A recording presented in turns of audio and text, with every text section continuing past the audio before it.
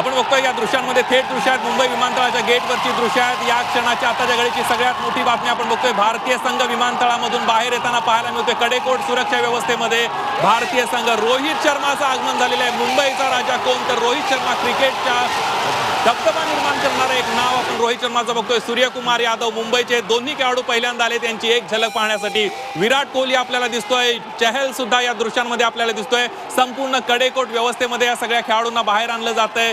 त्या सगळ्या खेळाडूंची एक झलक पाहण्यासाठी ही दृश्य, ज्या कोचने ही सगळी कामगिरी घडवून आणली ते राहुल द्रविड सुद्धा आपल्याला या दृश्यांमध्ये दिसतात।